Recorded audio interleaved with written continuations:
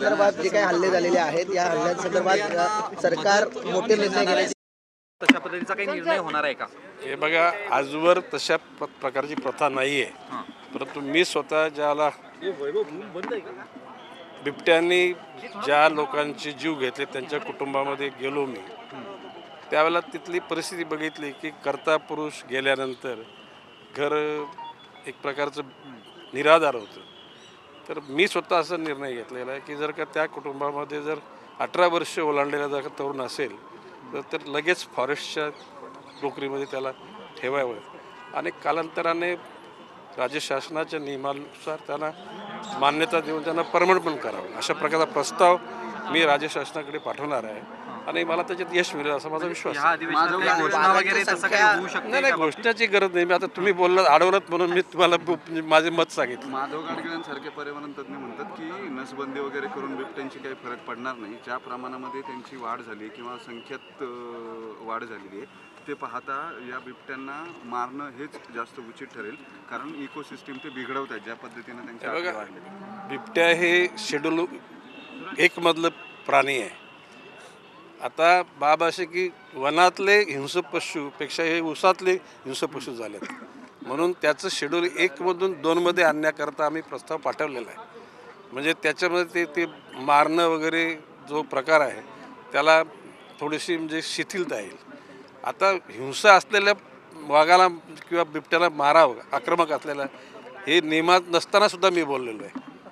आता त्यावेळेला म्हणजे कायद्याच्या कक्षेतून वन्यजीवाचं रक्षण करणाऱ्या लोकांना ते थोडंसं अदरवाईज वाटेल, परंतु ज्याला लोकांच्या जीवावर जर बेतत असेल तर त्या ठिकाणी यंत्रणेने बघत बसावं अशी माझी इच्छा नाही आहे. कधीपर्यंत प्रस्ताव तुम्ही ठेवणार आहात आणि कॅबिनेट बैठकीमध्ये कधी मंजुरी मिळेल? कशाविषयीचा प्रस्ताव? नाही बघा, मी ज्या ठिकाणच्या लोकांना असे बली पडावे लागले त्या तिकडच्या आमच्या अधिकाऱ्यांना स्पष्ट सांगितले त्यांच्या कुटुंबातला कर्ता जर कोणी असेल तर त्याला लगेच सामावून घ्या. त्याची बेसिक DA अलाउन्सेस परमनन्सीबाबत आपण योग्य पद्धतीनं राज्य शासनाला कळू आणि त्यामध्ये काय कोणी मेहरबानी नाही करत.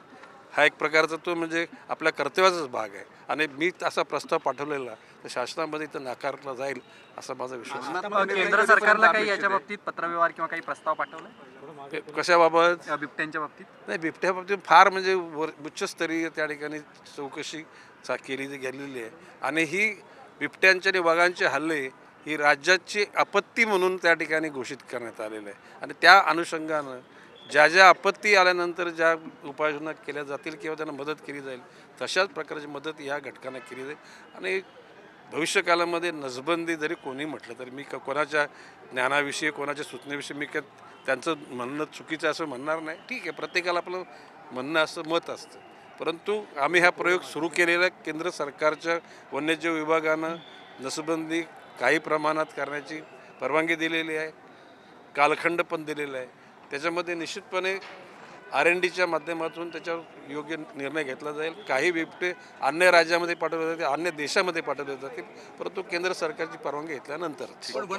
काही जणांना सामावून घेतले म्हणजे आतापर्यंत काही मी ज्याला ते पुणे जिल्ह्यातल्या शिरूरमध्ये ज्या 3 घटना घडल्या त्या माध्यमातून मी आमच्या वरिष्ठ अधिकाऱ्यांना निर्देश दिलेले आहेत.